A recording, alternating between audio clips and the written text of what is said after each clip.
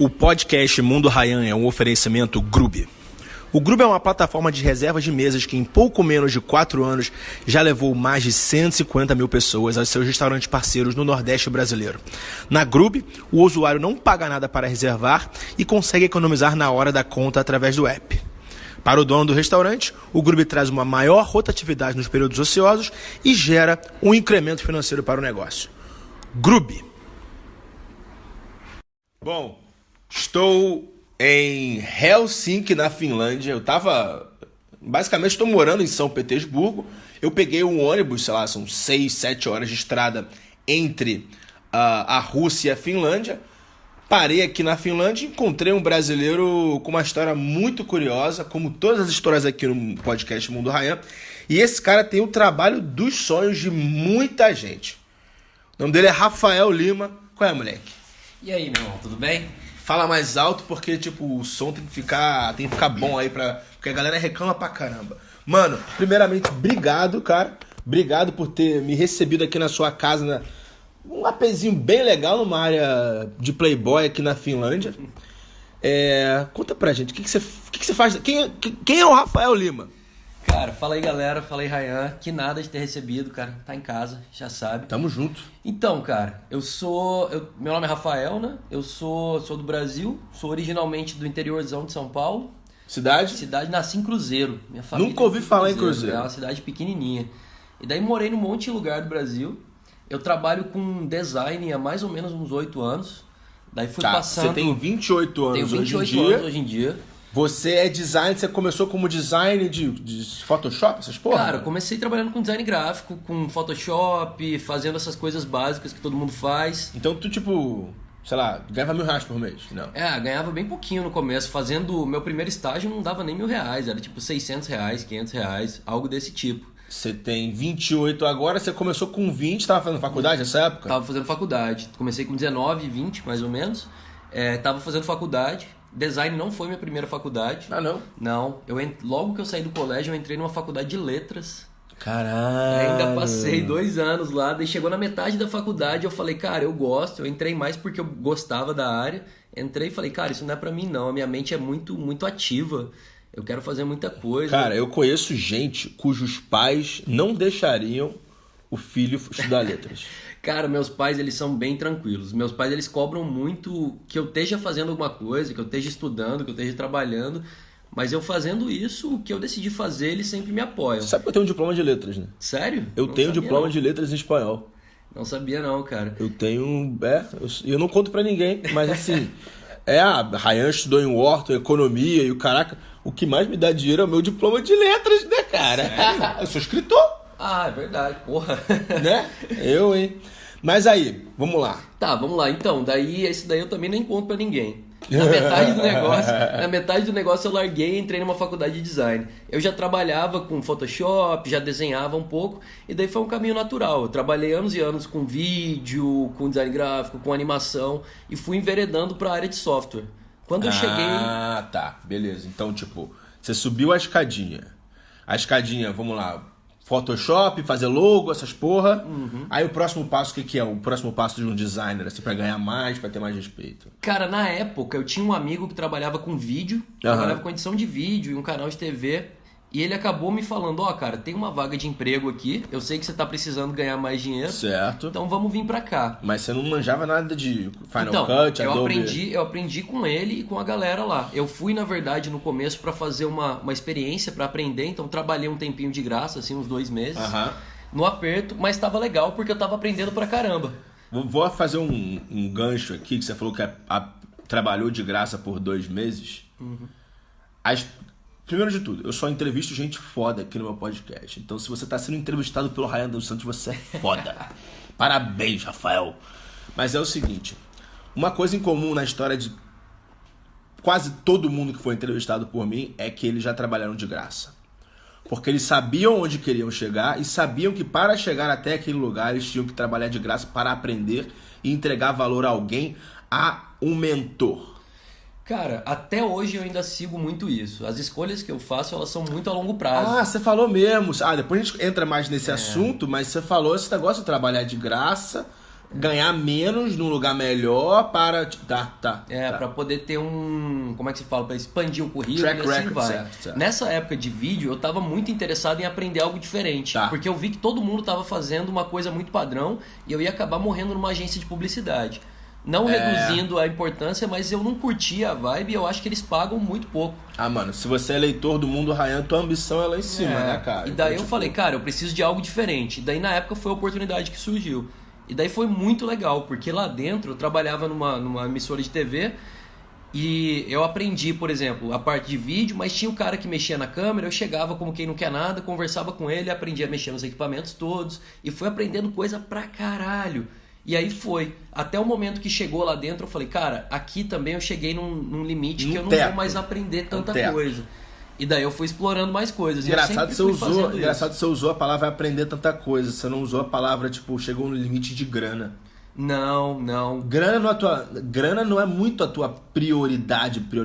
Você preza mais pelo crescimento, né, cara? Cara, até hoje eu faço o seguinte, é lógico que grana é essencial, não sou hipócrita nesse momento, tô aqui, tem outras explicações financeiras, mas eu nunca coloco grana como primeiro lugar, porque brincando, cara, a gente ainda é novo. Então ainda dá pra gente pegar e investir. É verdade. Dá pra gente investir no aprendizado. E eu acho que se eu não investir nisso agora, vai ficar muito difícil depois. Porque quando eu passo um aperto de grana aqui, porra, fica uma semana comendo miojo, se vira aí, segura na saída e você vai se resolvendo. Então enquanto a gente não tem amarra nenhuma, eu prefiro investir em aprendizado a longo prazo. Até hoje tem funcionado e eu continuo seguindo assim. Caramba, que interessante essa informação. Foda. Daí você pulou de Photoshop para edição de vídeo, aí depois você aprendeu a programar. Como é que você foi para o software? Antes de eu ir parar no software, eu tava estudando After Effects, que é uma parada de vídeo que é mais para animação, para cinema. Pô, então você é motion designer também? Sou, trabalhei como motion um tempão. Você é motion designer? Sou. Caralho. Acho que é a coisa que até hoje eu mais manjo, assim. Daí foi engraçado, na época de conclusão de curso, né, de faculdade, eu fiz um TCC sobre motion. E daí tinha uma parte acadêmica lá, uma dissertação convencional, e eu fiz um videozinho falando, o que é motion design? E na época eu coloquei no Vimeo, assim. Cara, até hoje, quando eu entro lá, tem, tipo assim, milhares de acessos, a galera usa na hora de dar aula em faculdade. Caraca, é bem legal. Caraca. Bem legal, deu uma repercussão. Essa aí foi tua contribuição? Foi meu TCC, Mano, cara. vamos lá. Uma das maiores críticas que eu tenho é exatamente essa cultura de TCC no Brasil. Por quê? Porque a pessoa demora, sei lá, 3, 6 meses da vida dela para escrever algo que 3 pessoas vão ler. Eu concordo em parte, 90% dos casos é assim. E a pessoa da banca nem lê, para pensar. Tem hora que... A pessoa só passa o olho, aí dá uma nota lá, dá um migué, não sei o quê. Eu falo isso, cara, porque tudo que eu escrevo é para o mundo, entendeu? E eu ia ficar muito puto de parar minha vida inteira e escrever uma dissertação de mestrado, de doutorado, entendeu? E esses dias, eu até falei numa palestra lá em São Paulo, no Fórum da Liberdade e Democracia. Porra, eu palestrei junto com o Bolsonaro. Imagina, se o Bolsonaro virar presidente do Brasil, eu vou chegar assim, cara, que eu já palestrei com o presidente do Brasil. E eu estudei na mesma escola que o presidente dos Estados Unidos. Ah, moleque. Porra. Tá, mas voltando ao assunto. Por que a Kéfera, a youtuber, ganha mais dinheiro do que o PhD da USP? Putz, cara, é muito difícil. Não, porque a Kéfera gera valor para mais pessoas do que o PhD sim. da USP.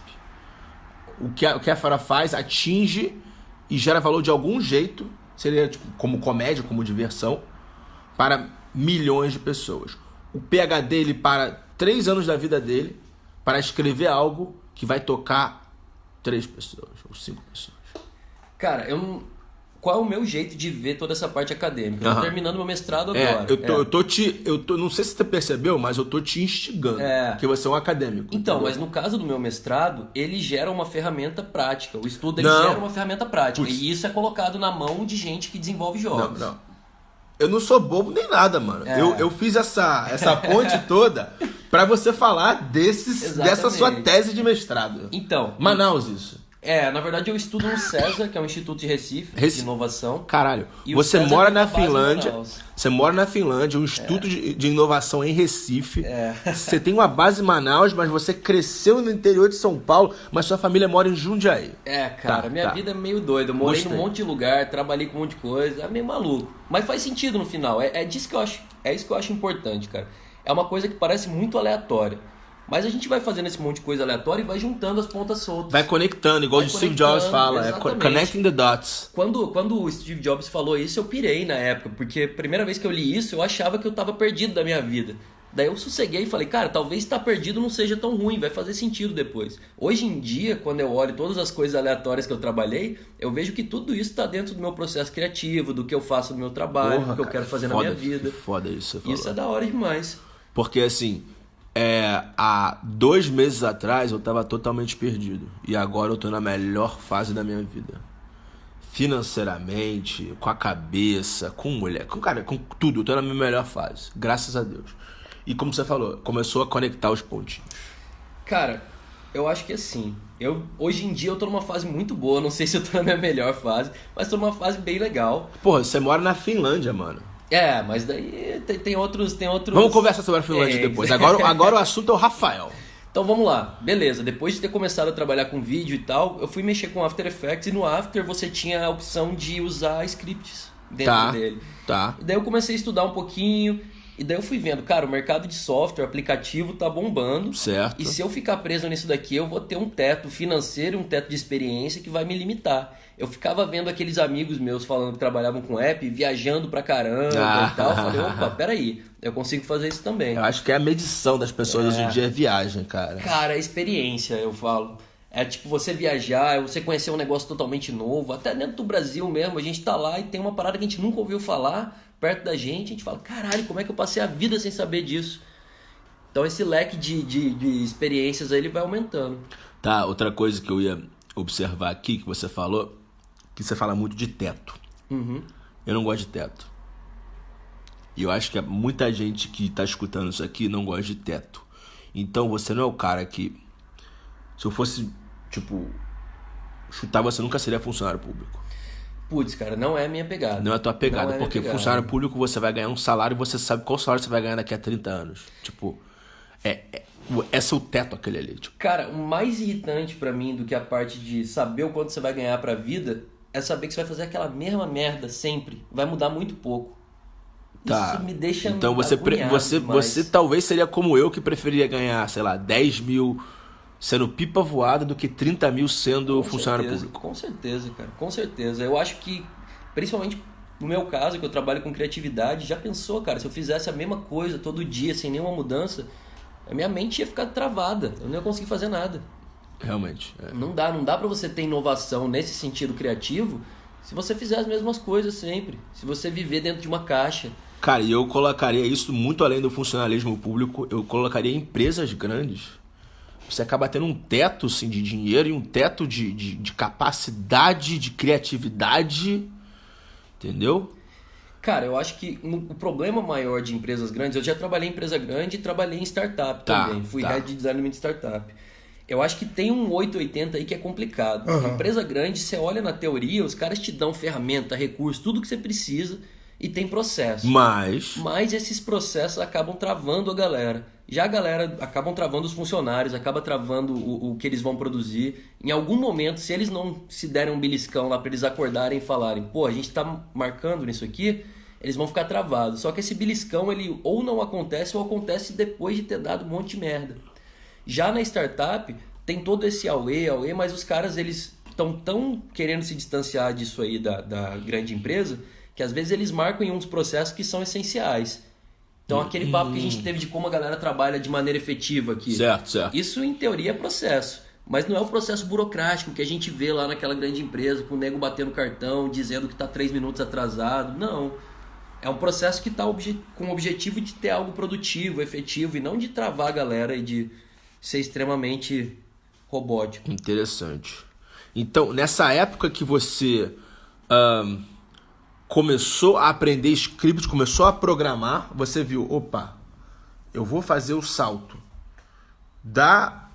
edição de vídeo, motion design, After Effects, para algo diferente. Que são os apps, que é a parte visual de apps. Que é a parte visual de apps. Parte visual e a parte de estrutura, né? De usabilidade e tal. Daí eu comecei a estudar isso e eu acabei depois trabalhando num instituto de pesquisa da Samsung. Mas calma aí, estudar por conta própria, não? Estudar por conta própria, procurar coisa na internet, vídeo, audiolivro não, e-book, certo. curso online, e fui fazendo esse tipo de coisa e fazendo os meus testes, principalmente porque para entrar nisso eu precisava mostrar alguma coisa, e se eu não tivesse nada feito, os caras não iam aceitar, né? E daí nessa brincadeira eu acabei caindo no instituto de pesquisa da Samsung, e daí Aonde? em Manaus.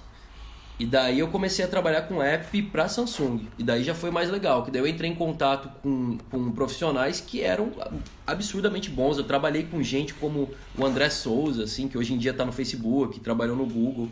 É um pesquisador bem foda.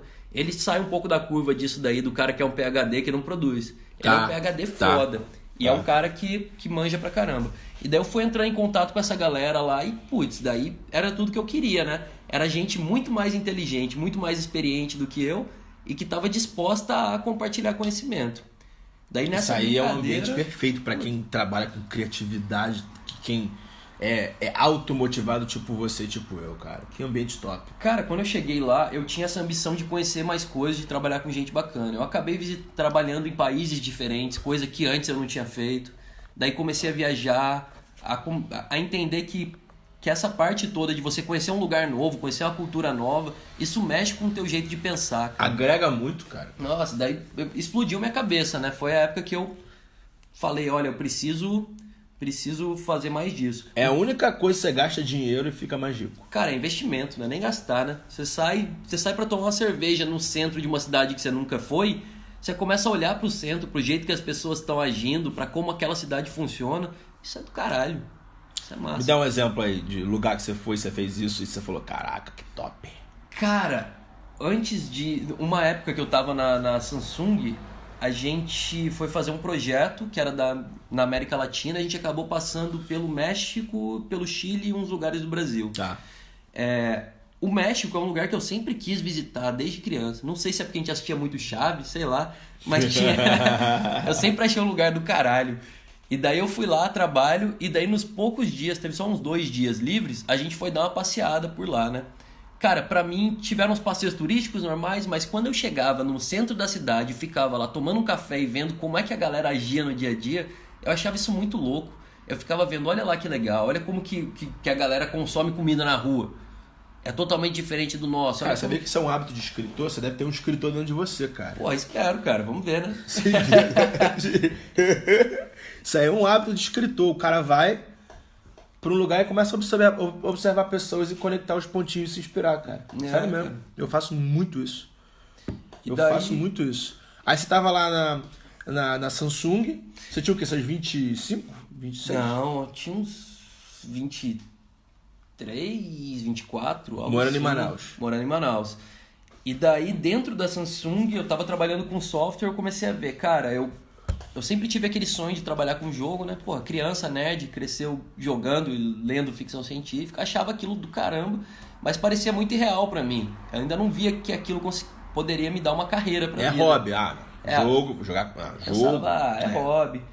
E daí eu já tava começando a dar uma fuçada, fazer os meus próprios joguinhos, dar uma testada com curso da internet.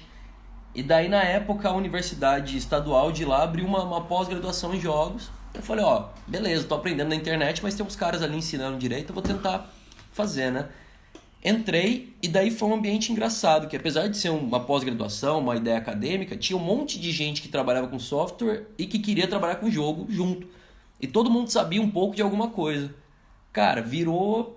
Todo mundo lá funcionava como uma esponja. Então você é um cara que sabe programar direito, eu sou um cara que desenha bem gráficos. Então vamos fazer o seguinte, vamos se juntar aqui, fazer uma parada legal, colocar no nosso portfólio, ou vamos tentar fazer esse jogo. Então foi uma época muito produtiva. E daí no meio disso eu falei, cara, dá pra fazer, eu consigo fazer e tem mercado, dá pra viver disso aí. Opa, dá pra fazer, eu consigo fazer e tem mercado. Exatamente. Foi exatamente minha sequência quando eu falei, cara, eu vou viver de livros, porque dá pra fazer. Meu camarada Gerson escreveu um livro, publicou um livro no Amazon e ele me ensinou. Dá pra fazer. Eu consigo fazer. Cara, eu tinha um blog que era muito acessado e as pessoas gostavam do meu trabalho. E 3, qual foi a 3? Dá pra ganhar dinheiro. Como é que é? Dá pra ganhar dinheiro. Dá pra ganhar dinheiro, tem mercado. E eu via caso de, escritores do Amazon nos Estados Unidos ganhando seus $20 mil por mês. Eu falei, cara, dá pra viver com $20 mil, né, cara? Então, cara, foi realmente 3 coisas, exatamente. Sou bom nisso. Dá pra fazer, Dá né? pra fazer e dá pra ganhar dinheiro. Aí, beleza. Daí, nessa brincadeira aí, eu falei, cheguei a conversar com o meu chefe, tinha um estúdio de jogos sendo instituído dentro do centro de pesquisa lá. O estúdio tá até hoje em dia bomba. E daí, como era o começo do estúdio, eu falei, eu queria trabalhar com jogos. E daí, o cara que tava comandando o estúdio na época era um americano. E daí ele falou, cara, legal, mas a gente tá querendo uma galera experiente e tu não tem essa experiência ainda. Então, Te botavam com o quê? espera aí. Tu queria trabalhar com o jogo, mas te botavam pra fazer o quê? Pra continuar trabalhando com app. Tá. O que era legal, mas é que, como eu queria trabalhar com jogo, eu falei, ia ser mais legal dar esse pulo. Tá. E daí, como o cara falou isso, eu, né, jovem, com aquela ansiedade do caramba, eu falei, beleza, então. Acabei saindo da empresa e fiquei um tempo, falei, vou fazer meus freelances, que eu consigo ganhar dinheiro com freelance, e eu consigo começar a fazer freelance de jogos e ter tempo pra fazer os meus jogos. Então você fazia freelance através de qual plataforma pra fora, assim, tipo, pra ganhar em dólar? O que você fazia? Cara, sabe qual que é o melhor esquema pra designer, na real? Você tendo um portfólio legal e colocando numa dessas plataformas, tipo o Behance, você acaba conseguindo muito cliente de nego fora. já vem, assim. Você chega, a galera chega. É tipo o marketing inbound. Exato, vem tudo, exato. vem tudo. Cara, na real, eu ainda considero, no meu caso, que eu ainda tô no começo do caminho. Não acho que eu tenho um trabalho foda. Eu olho pra galera que tá em volta e falo, legal, ainda tenho muito que caminhar. Mas se apresentando o teu trabalho de um jeito bom, você vendendo o teu peixe de uma maneira legal, a galera chega, cara. Então, pra designer, você ter, sei lá, um Instagram com uns trampos legais no feed... Tenho. Não, mas o Lima Rafael é o seu Instagram? Não. Tem outro Instagram profissional. Agora eu não tô mais com o Instagram profissional, porque eu foco tudo no Dribbble, Behance e nas outras plataformas. Vou deixar aqui na descrição do YouTube aqui o portfólio do Rafael. Dribbble, Behance. Claro. Tem o Dribbble, tem o Behance, tem o meu site e tem outras coisas, tipo Vimeo, essas coisas assim. Hoje em dia eu não como é que fala, não atualizo tanto, porque nos últimos anos, todos os trampos grandões que eu fiz, eles foram para empresas que estavam sob NDA. NDA é Non-Disclosure Agreement. Explica um pouquinho disso daí. Cara, é basicamente o seguinte, você faz um contrato com a empresa, você faz o trampo e as coisas que você produz lá, você não tem o direito de você sair divulgando. Dizer que foi você. Que foi você. Mas em compensação você é remunerado Você é remunerado bem. Para não aparecer seu nome. Não, na verdade não aparecer o seu nome. Você pode dizer que você fez um trampo para aquela empresa sem problema nenhum. Tá, mas você não vai botar no teu portfólio. Mas você não pode botar no teu portfólio. Exato.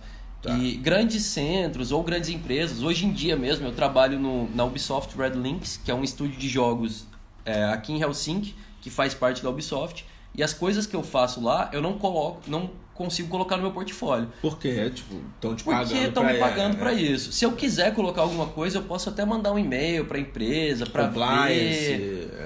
Mas assim, para perguntar, posso colocar isso? Os caras eles são abertos, mas não é uma política muito comum.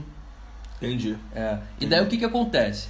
Eu ia lá e falava, tô fazendo esses trampos de freela para fora, já me virava no inglês, então conseguia vender meu peixe fora pra galera. Fazia freelance, fazia job lá no Brasil mesmo, lá em Manaus, em vários lugares.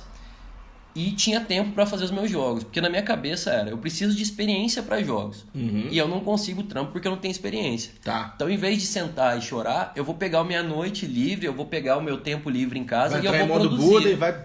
E vou produzir. E comecei a produzir coisa pra caralho minha. Em termos de jogos, com a tua criatividade. Fazia um conceito de um jogo, desenhava ele todo, mapeava ele todo, cutucava um amigo programador e falava, e aí, cara, vamos fazer essa parada? Tá, vou fazer outro gancho aqui, que é o seguinte. Geralmente a pessoa que vive de arte, a pessoa que é, tipo, meio porra louca, assim, tatuada, você... todo tipo, riscado, né? Todo riscado. Cara, essa pessoa é criativa pra caralho, mas tem um ponto negativo que é a pessoa não sabe fazer marketing pessoal, a pessoa não sabe se vender e a pessoa não sabe vender um produto. Isso foi um grande desafio para mim no começo, porque eu me conecto com isso. Mas, cara, no começo da minha carreira era muito difícil eu vender meus livros. Cara, uma parada que deve ter acontecido contigo e aconteceu comigo foi o seguinte: eu ficava vendo essa galera que eu admirava, um Jobs da vida, um Simon Sinek, essa galera toda que tinha uns videozinhos no YouTube que eu já pirava, e eu via que eles se vendiam muito bem. E eu percebia que na minha área ninguém se vendia legal. Ninguém se vende, não. Então verdade. eu comecei a vender o meu peixe. Então eu dava muita palestra. De graça? De graça. Dava palestra de graça. Beleza. Hoje eu cobro, sei lá, 7, 10 mil reais por palestra. Exato. Mas eu fiz 50 palestras de graça. Cara, em faculdades. Eu botava a cara. Eu fiz por aí. Acho que eu fiz umas 30, 40 palestras, tudo de graça. Eu ia pra palestra de graça. Aquela coisa que a gente conversou no início do podcast sobre trabalhar de graça. Sabendo onde você quer chegar. Exatamente. Eu fiz essas 50 palestras na universidade porque eu sabia que eu tinha mercado como palestrante. E um palestrante é uma profissão que dá pra botar um dinheiro bom no bolso. Exatamente. E no meu caso, o que eu percebi na hora que a galera ia fazer uma palestra de design para estudante, por exemplo, chegava aquele cara que tá falando sobre criatividade, mas o cara é todo travado. Eu falei, puta, eu sei a linguagem da galera. Certo. E eu sei o conteúdo. Certo. Então eu vou chegar lá, eu vou falar do meu jeito, que é o jeito que eles entendem. E meu jeito. E o meu jeito. Exatamente. E como o conteúdo era bom, como eu sabia o que eu tava falando, não existia nenhum contraponto de falar assim, pô, esse cara tá falando besteira, ele falou um palavrão. Tipo, foda-se. Eu sabia o que eu tava falando e fazia sentido pra galera e pros prus. Ó, essa parada do palavrão. Eu falo palavrão em público quando eu tô na frente da câmera, certo? Quando eu tô em palestra, eu falo palavrão. Mas no Ryan da pessoa física, o Ryan da vida pessoal, ele não fala tanto palavrão. Puta, isso, infelizmente fala. Cara, isso é um recurso. A pessoa recritica pra caraca, Ryan, você eu queria mostrar meu filho suas coisas, mas tem muito palavrão. Olha, cara, não mostra. É um recurso que o Tony Robbins ensinou, ele usa isso, porque basicamente quando você fala palavrão, aumenta a sua conexão com a sua pessoa e no subconsciente da pessoa você ganha autoridade, porque você está falando palavrão em público, então significa que você tem confiança para falar palavrão em público e não ligar para a opinião externa, entendeu? Então isso aí é tudo psicológico e tudo estratégico. Porra! Então, cara, o que nós tava falando mesmo? A gente tava falando de design, você passou do design para o... Daí nessa brincadeira, quando eu comecei a fazer os freelances de jogos, eu entrei, tinha um colega meu, um conhecido, que tinha uma startup de inovação lá em Manaus, que era Fermento, e ele precisava de alguém, tipo, de um designer experiente para ajudar ele a trabalhar com a parte de software lá. E daí eu acabei entrando como head de design dessa startup. Era uma parada bem enxuta, bem pequenininha, mas com uma equipe boa pra caramba, tipo, uns programadores bons, uma galera massa, gente que é meu amigo até hoje. E lá dentro era legal, porque como era uma parada muito pequenininha, a gente tinha autonomia pra fazer assim, é esse projeto, é isso que precisa? Beleza, vamos fazer. E a gente acabou fazendo muita coisa maneira lá. Os donos, né, o cara que é o dono até hoje, o Luiz, é um cara que sabe vender peixe bem pra caramba, daí captava cliente, conseguia fazer o meio de campo. E nessa época eu estava muito ativo, porque eu passava o dia trabalhando lá e eu chegava em casa, eu não queria dormir. Eu falava, eu tive essa ideia no meio do dia, eu quero fazer ela. E uma coisa que eu sempre fiquei com medo é que no começo eu era muito procrastinador, cara. Muito. Todo criativo é procrastinador pra caralho, cara. E eu ficava incomodado com isso. Daí eu falei, Paulo Coelho, ele fala abertamente, mano, eu sou muito procrastinador. É foda, cara. É uma parada que era um fantasma pra mim. Hoje em dia ainda me incomoda um pouco, mas o que aconteceu? Eu comecei a ver, cara, tem um monte de cara escritor falando sobre isso. Eu vou ler o que esses caras estão fazendo, né? Sim. E daí eu comecei a ler esse monte de cara e falei, beleza. Eu vou começar a me conhecer como meu cérebro funciona. E eu percebi nessa época que o meu cérebro, como eu faço um monte de coisa, sou meio hiperativo, o meu cérebro ele funciona do seguinte. Eu passava o dia fazendo um site. Eu chegava em casa, eu tava fazendo um jogo. Se eu começasse a ficar procrastinador, era só eu focar a minha atenção para outra coisa. Então eu ia tocar bateria, eu ia escrever uma música, eu ia desenhar à mão. Esse tipo de coisa dá um switch na minha mente que eu consigo mudar totalmente o foco e eu volto para aquele meu pico de empolgação e produtividade. No meu modo Buda, eu tô escrevendo pra caralho, mas tem uns momentos assim que dá uma trava, o que eu faço? Jogo minha atenção pro FIFA, jogo minha atenção pro Rocksmith, eu toco guitarra, tá? E jogo minha atenção pro futebol. São as 4 atividades. Eu não faço mais nada que isso. Quando eu sinto que eu cheguei num ponto de, tipo assim, puta, eu não tô conseguindo produzir por nada, minha mente não tá funcionando, eu saio pra correr. Boto um audiolivro ou um CD, saio pra correr. Cara, eu não sei, essa parada de esforço físico, quando eu volto, tomo um banho, minha mente tá zerada. Que top. E daí foi nessa brincadeira, né? Nesse tempo todo, principalmente quando eu saí da Samsung e fui pra startup, começou assim, né? Pô, tu tinha uma segurança financeira do caralho de uma empresa grande e você passa por uma situação imprevisível. Imprevisível. E daí na minha cabeça eu falei, cara, eu sou novo, se eu me lascar aqui, se der ruim financeiramente, eu sou o único que vai arcar com as consequências, então eu vou me colocar nessa situação onde eu vou precisar produzir pra caralho. Porque se eu não produzir pra caralho, eu não tenho dinheiro. E daí foi um salto meio maluco, mas funcionou muito bem. Eu comecei a ter um ápice de produtividade, conseguia me vender bem, ia lá, dava palestra, fazia um freelance à noite, trabalhava de dia e comecei a fazer um monte de coisa. Era meio exaustivo, mas estava dentro dos meus planos na época. E daí nessa brincadeira toda, né? Depois disso eu passei um tempo ainda como freelancer, ainda trabalhei em outros lugares, comecei a fazer mais freela internacional, porque eu tinha amigos americanos, amigos na Europa, e daí a galera me conhecia e ia me indicando para coisas. E eu comecei a cada vez pegar mais trampo. Daí beleza. Nos últimos anos, eu ainda cheguei a dar aula na universidade. Lá em Manaus. Lá em Manaus. Na aula de... Então, eles abriram uma graduação de desenvolvimento de jogos. E na época eu já tinha uma bagagem tanto acadêmica quanto prática disso. Caralho, então você virou professor universitário com 26 anos. Virei professor 26, 25, algo assim. Caralho. E daí era um curso de... Quando é a primeira turma, eles fazem tipo aquela turma de avaliação, né? Então a carga não era pesadona, porque era uma turma só. Eu falei, isso daí, se eu entrar, eu vou ter uma graninha fixa, vai que meus freelancers dá ruim. E consigo continuar trabalhando. Nessa brincadeira, depois de um tempo, eu acabei trabalhando num outro centro de pesquisa dentro da universidade, que é um centro de pesquisa da Samsung, que ele funcionava da seguinte forma, se chama Samsung Ocean. Ele dá curso pra galera, mas voltando pra parte prática. Então ele fala, vocês que estão aqui na faculdade, ou vocês que são da cidade, eu vou dar um curso de desenvolvimento de jogos. Mas você tem que entregar um jogo, um produto no final, um plano de negócio, esse tipo de coisa. E eu comecei a trabalhar junto com essa galera, também foi bom pra caramba. Então eu sempre ficava assim, eu vou pra esse negócio aqui, porque ele vai me dar uma base financeira pra eu conseguir fazer as minhas doidices e experimentar, e vai me agregar algum tipo de conhecimento.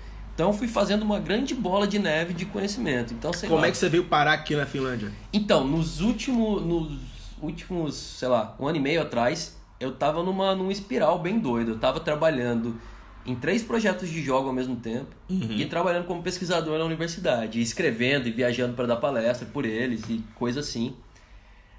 E daí tava tudo muito bacana, mas tava meio maluco. Tava falando, não vou aguentar mais muito tempo nesse ritmo frenético. Eu já comecei a pensar quais serão os meus próximos passos. E daí nisso uma amiga minha, brasileira, acabou vindo pra cá.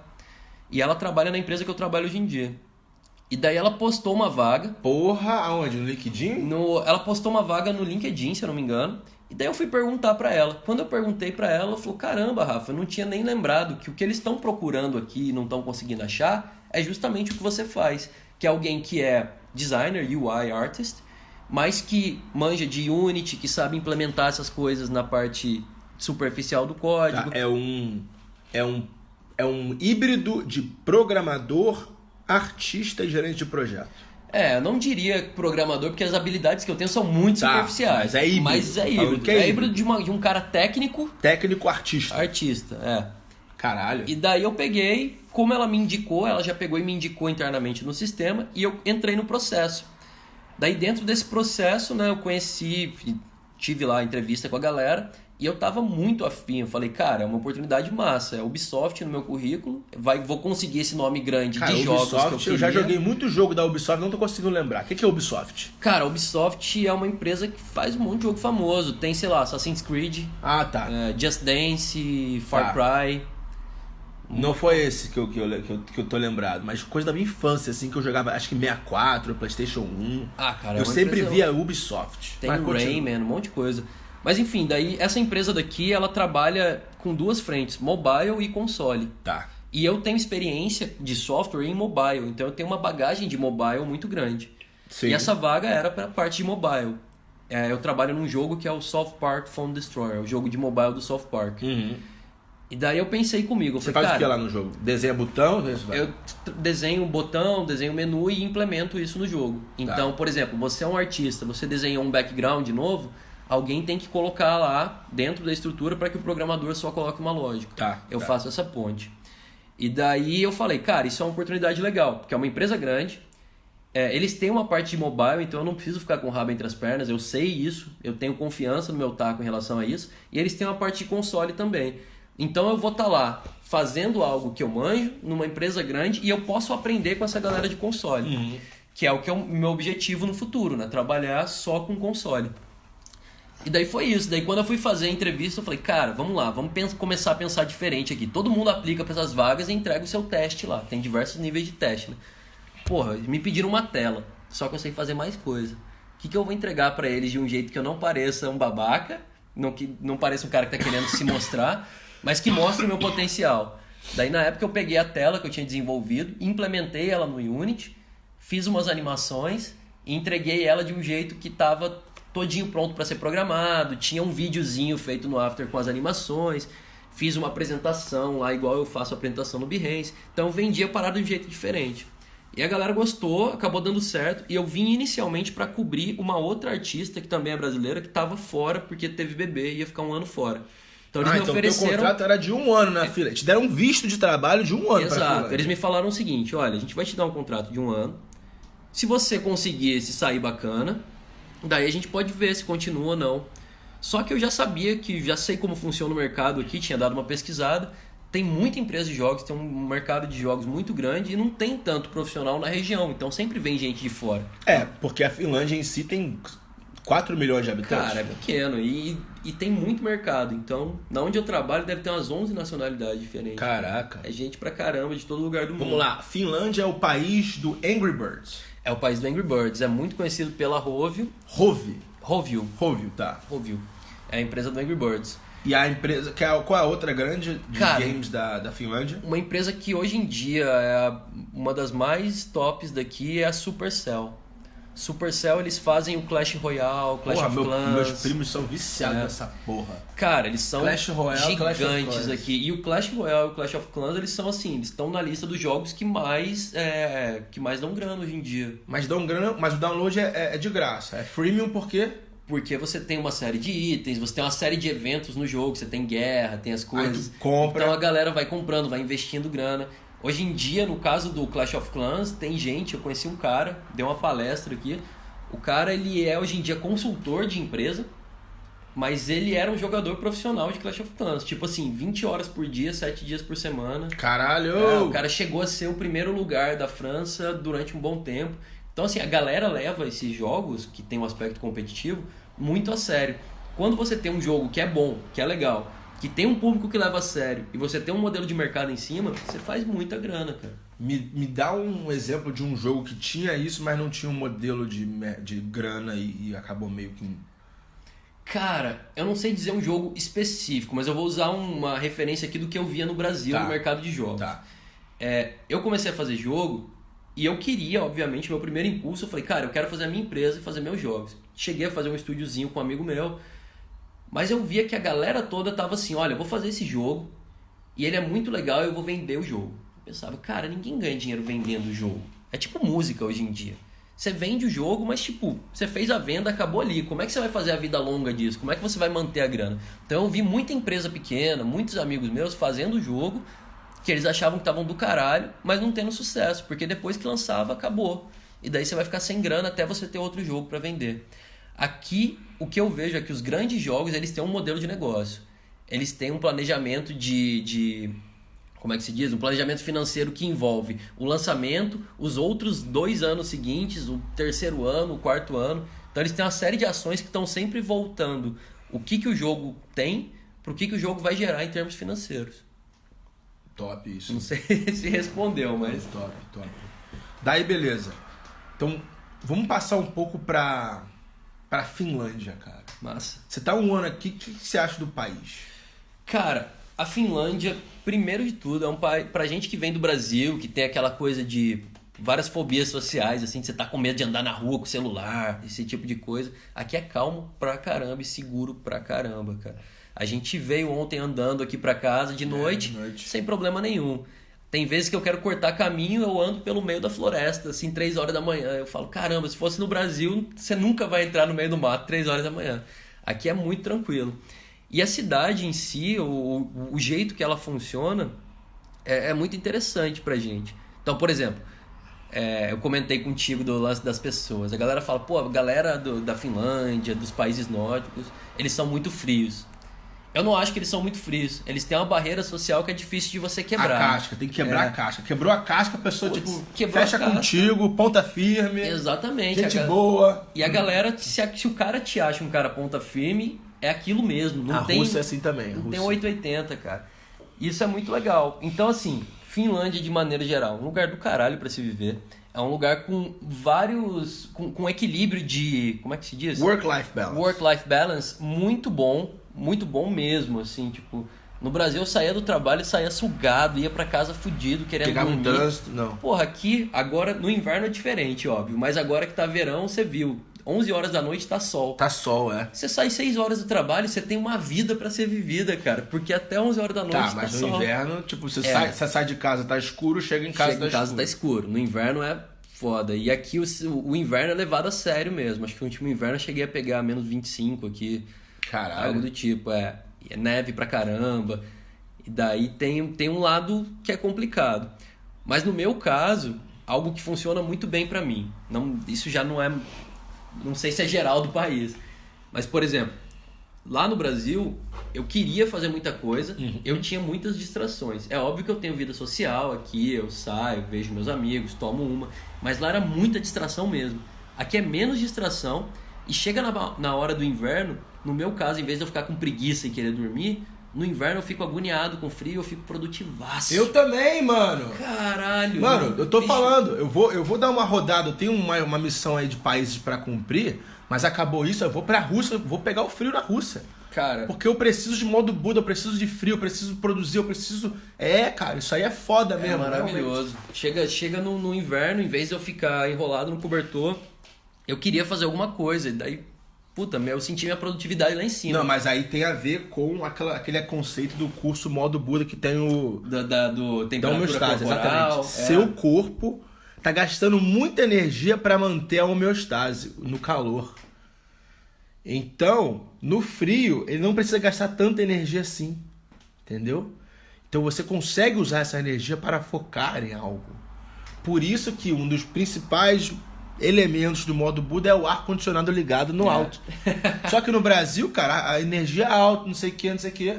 Aí o hackzinho eu tô mudando pra Rússia, que é tipo 1/3 ou até metade do preço do Brasil, e não precisa pagar ar-condicionado, porque o lugar já é frio. Vou produzir uns cursos online, uns livros, 2 ou 3. Cara, eu tô devendo, né? Eu tô há 1 ano e meio sem produzir livro, né, cara? Então... Pô, mas já tem agora com esse monte de bagagem visitando aí... Graças a Deus. E vem cá. Tá, então, o lance da Finlândia pra matar aí. Além disso, é um país que tem muito imposto, então você paga muito imposto, mas você tem muito retorno desse imposto. Então você falou aí você falou da energia, você falou, no Brasil você deixa o ar-condicionado ligado, você gasta muito. Cara, aqui a energia é muito barato. Você tá vendo aqui em casa, acho que eu pago, a conta vem de 3 em 3 meses. Eita! E eu pago, acho que nem 40 euros de energia a cada 3 meses. Tá, vamos arredondar pra 4? R$160 a cada 3 meses? A cada 3 meses. R$50 por mês no Brasil. Nem morando em barraco. Não vai, cara. Internet. Porra, você paga, faz um plano de internet, você acaba pagando por uma internet com uma velocidade absurda. Tipo, a internet de 30 mega, você vai gastar lá uns 10, 15 euros por mês. Vamos lá. A imagem era que a Finlândia era um país muito caro. Só que eu fui à Islândia e à Noruega. Islândia e Noruega são muito mais caros que a Finlândia. E vou dar um exemplo da Finlândia. Eu acabei de comprar um chip de internet ilimitada de 1 semana por 3 euros. 3 euros? R$12? Um pouquinho mais que R$12. De internet rápida, LTE no Você iPhone chegou 10. a testar a velocidade da internet? Não. Cara, eu já joguei online com essa internet de celular. Caralho, sério? Funciona. Calma aí, você roteou a internet do celular Roteei a internet do pro celular computador? pro meu videogame, pro Nintendo Switch. Pô, pior ainda. E jogo Splatoon online no celular às vezes. Eu levo o Switch no ônibus, conecto ele no celular e fico jogando Splatoon online no celular. Caralho. Então isso aqui é um país legal pra gamer. Cara, é um país legal pra quem gosta de tecnologia e tem vários benefícios sociais. Assim, se você tiver uma família, por exemplo, é melhor ainda. Aquele papo que eu tinha dado de criança aqui. Cara, é um lugar perfeito, a melhor educação do mundo. É a melhor educação do mundo e você vai gastar muito menos educando o seu filho aqui do que no Brasil. Certo? Lógico que como todo país tem seus prós e contras, né? Brincando, pra gente que gosta de sair e tal, sinto uma falta do caralho Sair do pra Brasil, night, sair pra night. Não, mas a mulherada aqui é muito gata. Não, a mulherada aqui é maravilhosa, mas o nível como que eu posso dizer, de atividade urbana é diferente, né? É mesmo. Não tem tanta coisa. Não tem tanta opção. Chegando no meio da semana, assim, no Brasil você tá numa terça-feira e você fala que vai tomar uma com seus amigos, você tem um monte de opção de bar, e você senta. Aqui, terça-feira, não tem nada. Por exemplo, hoje é segunda noite, eu quero fazer um gol aqui na Finlândia, é difícil. Arrumar uma noitada, assim. Cara, noitada, na segunda-feira você não vai achar. Tem que você ir vai pra um achar bar, pub. assim, pub e tentar... Pub. Entendi. No teu caso, pode ligar um Tinderzão da vida e... Ser preto é muito bom, né? Cara, é isso mesmo. Daí, beleza. Então, você falou que a Rovio tá aqui, Ubisoft, Supercell... A Então, EA tem um escritório aqui. Electronic Arts. A Finlândia é um país design e tecnologia. Design e tecnologia, isso é muito forte. Eu não sei dizer se existem outras potencialidades, porque eu não conheço tanto ainda. Tá. Mas o que eu percebi é que tem muito foco em tecnologia, tanto na parte hardware quanto na parte software. Caramba. E teu próximo passo? O que você quer ser quando crescer, Rafael?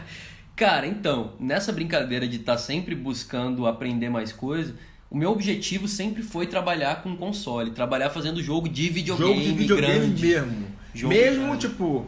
Eu não entendo muito desse mercado, mas não tá entrando em desuso o console. Não. Não tá perdendo market share pra mobile e pra online. Cara, market share tá perdendo, mas ainda tem um mercado muito ativo. Mas a pizza tá crescendo, a pizza é grande, então market share, tipo...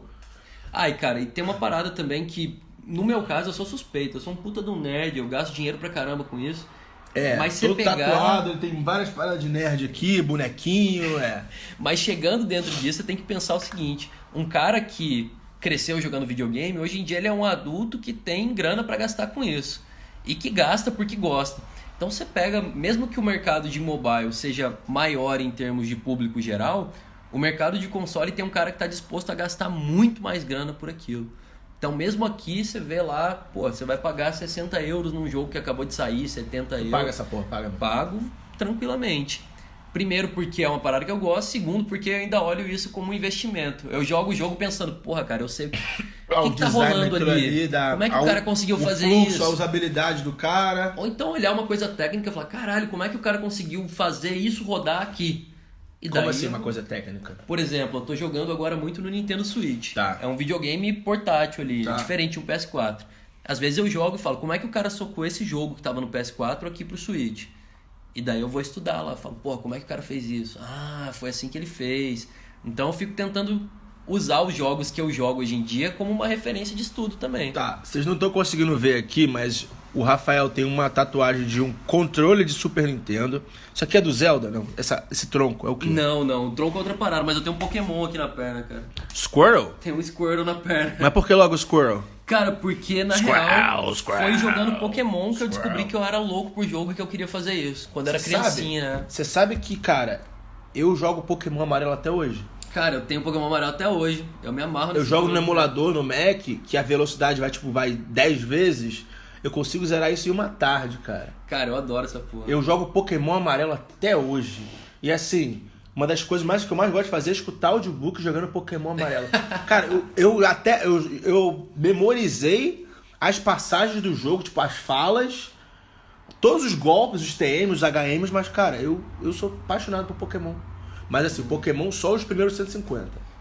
Eu Putz, parei no cara, 150. é porque eu jogo card game, então eu sei os Você sabe os Sei, novos Pokémons? Sei. Cara, caramba. Mas é legal. Agora, coisas tipo Zelda, acho que eu tenho umas 240 horas do novo Zelda aqui, assim. É uma parada que eu jogo meio... Mas você era esse cara que jogava, sei lá, Super Metroid, Zelda... Cresci jogando essas coisas. Mario Kart... Mario Kart, todas essas Época coisas. de Super Nintendo. Futebol tu não jogava, Superstar Soccer? Cara, eu não jogava... Eu jogo até hoje, mas eu sou muito ruim, FIFA? cara. Jogo FIFA, jogava Superstar Soccer, mas eu era sempre muito ruim. Tu é bom em RPG? Eu sou bom nos outros tipos de jogos, assim. Daí, por exemplo, eu ia jogar com os meus amigos, a gente ia jogar sempre luta e futebol. Eu ficava esperando de luta, que o de futebol só pegava pé de todo era? mundo.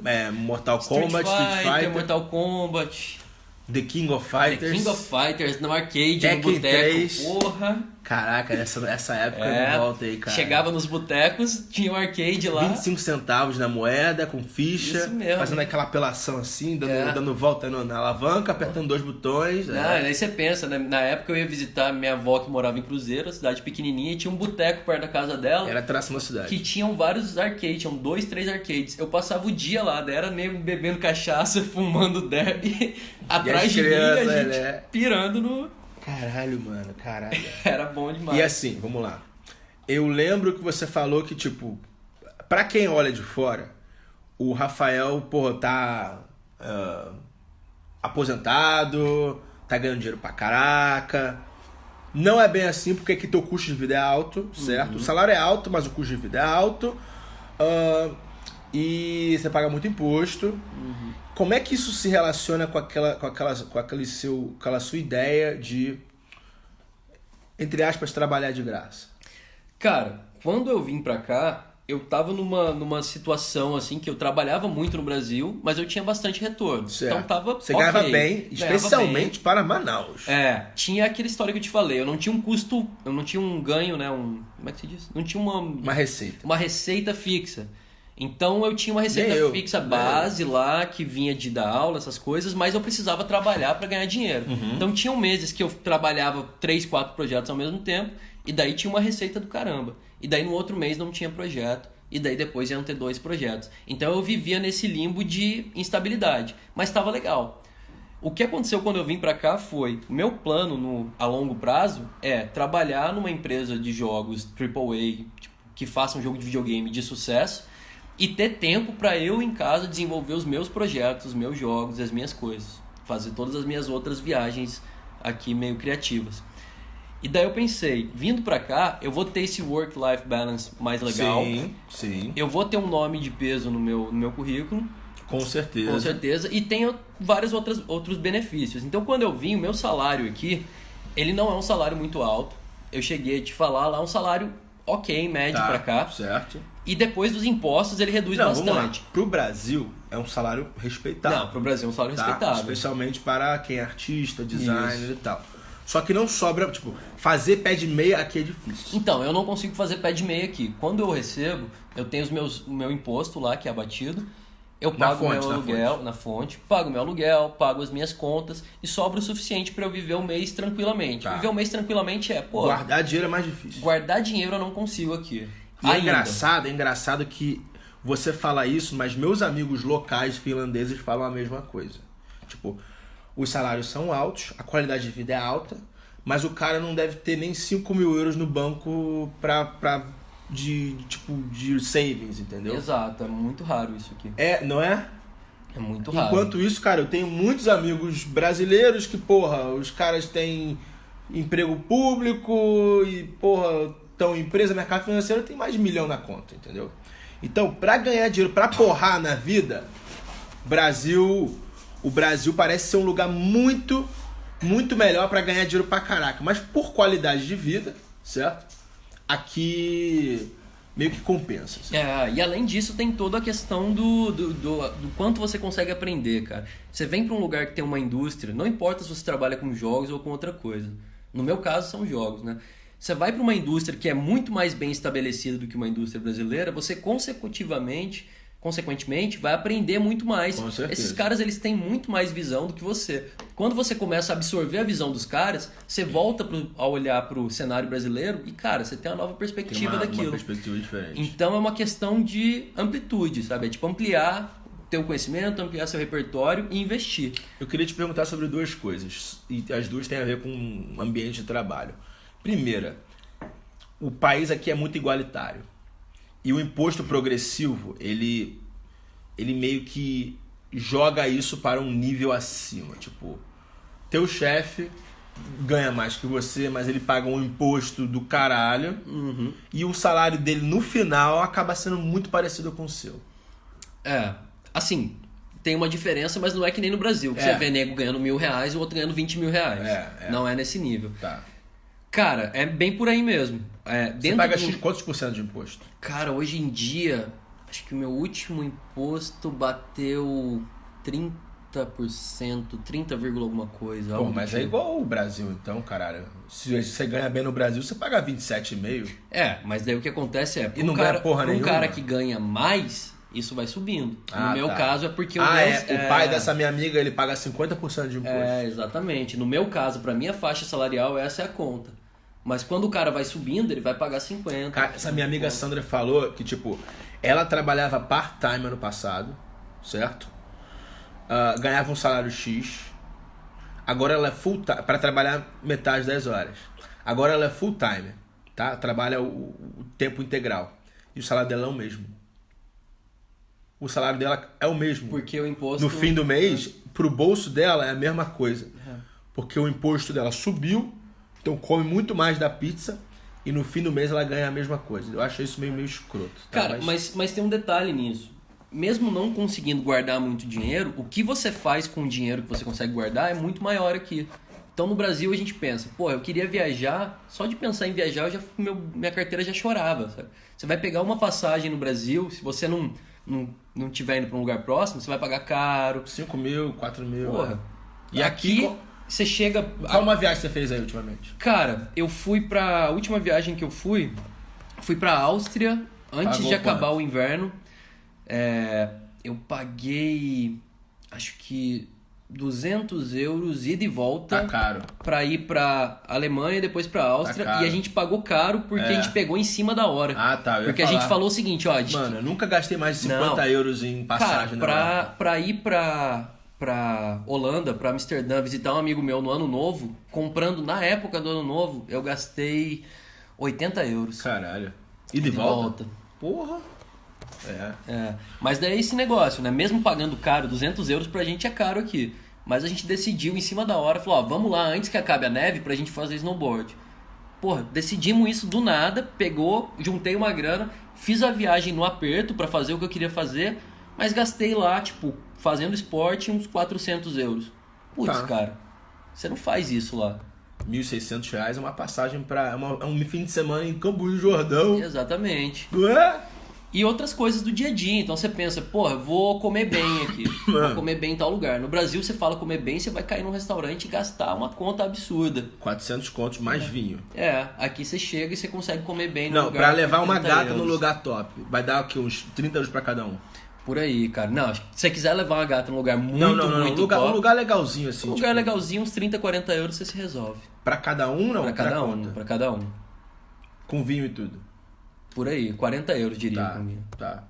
É carinho, mas dá. Mas dá, é o que eu tô falando, é caro, mas quando você coloca nesse paralelo do caro, que a gente considera caro no Brasil, aí vai dando uma assentada. E outra coisa, igualdade é que você falou que seu chefe, o dono da empresa, pega ônibus contigo às vezes. Cara, às vezes, a galera fala que na semana passada tava o Trump e o Putin aqui visitando. Certo. E eles foram conhecer o presidente da Finlândia. Certo. E daí eles foram lá, fizeram a reunião deles e tudo mais, aquele monte de segurança. Acabou a reunião deles, o presidente saiu, atravessou a rua pro pub e foi tomar uma cerveja. Com o povo. Cara. Ele foi tomar sua cerveja assim no pub. No pub. Depois de ter trocado encontrado ideia com o Putin e com o Trump. Exato. No palácio, caralho. E outra coisa que eu vi também, que o palácio do presidente é no meio da cidade, assim, não tem nenhum isolamento, Tipo... Cara, é aquele negócio que a gente tava falando de transporte público. No Brasil, você pega busão, o cara fala, porra, tá pegando busão, fudido. Aqui, cara, todo mundo pega busão, todo mundo pega trem. Você tá dentro do trem, não importa. Tem o cara que é o executivo, tem o cara que é o... Quer dizer... Pega, a galera toda pega ônibus aqui. Não tem essa, ainda mais pelo fato de que...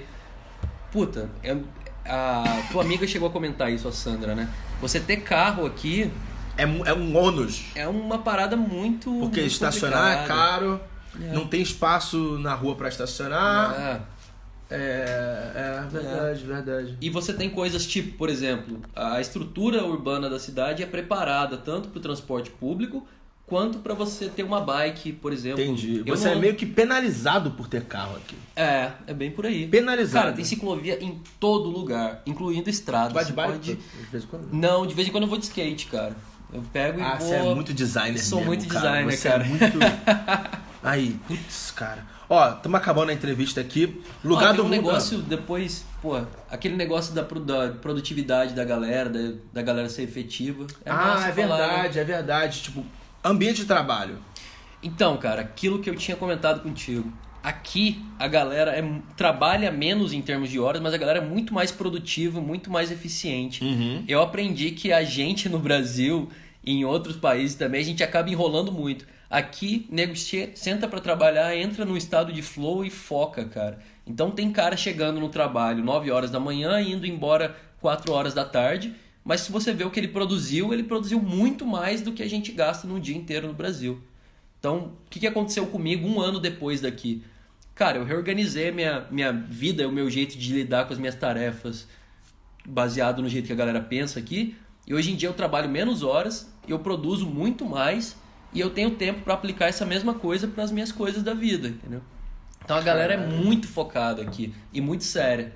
Eu trabalho no escritório que ele é aberto, né? Então aquele Não conceito... tem aquelas fofoquinhas de escritório, Não. quem tá comendo quem, Cara, falando mal do outro. O pessoal ali você chega 3 tá horas aberto, da mas tá tarde lá. focadaço. Tipo. 3 horas da tarde num lugar que não tem parede e não tem barulho, cara.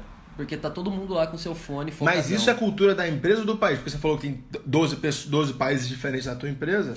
Cara, eu acho que a galera que tá lá, eles entendem que na cultura da empresa todo mundo tem esse foco e você já vai se adaptando, sabe? Normalmente um cara que é um profissional que tá trabalhando em indústrias de fora, mesmo que esteja lidando com gente fora via freelance, o cara vai entendendo que ele tem que se adaptar. Então é questão de você sacar qual é a cultura do lugar, dar uma espertada e se mexer. Pra cima. Mano, lugar do mundo que você gostaria de visitar e você não foi ainda?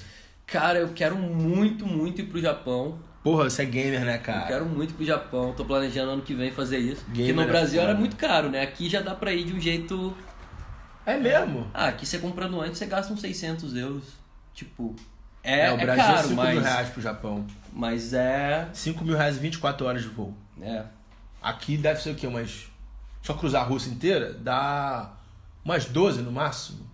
8, talvez. Não faço a menor ideia, pra ser sincero. Mas é o lugar que eu quero visitar logo. Ainda nunca fui. Por causa dessa cultura de game. Não. Cara, não Tecnologia, só pela cultura de tecnologia, games, eu acho legal. Eu fui pra Ásia só uma vez, fui pra Coreia a trabalho, na época da Samsung. E, putz, eu gosto muito da cultura asiática, assim, do jeito... É tão diferente que eu fico bobo olhando pra como funciona a sociedade. Então eu tô louco pra ir pro Japão, pra China. Livro que você mais deu de presente? Cara, livro que eu mais dei de presente, acho que foi...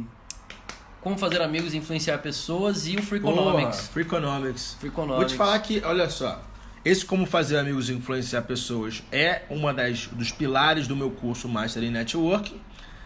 E o Freakonomics é o que inspirou a minha série de livros classe econômica, que foi a Europa comunista, o Sudeste Asiático e agora países nórdicos.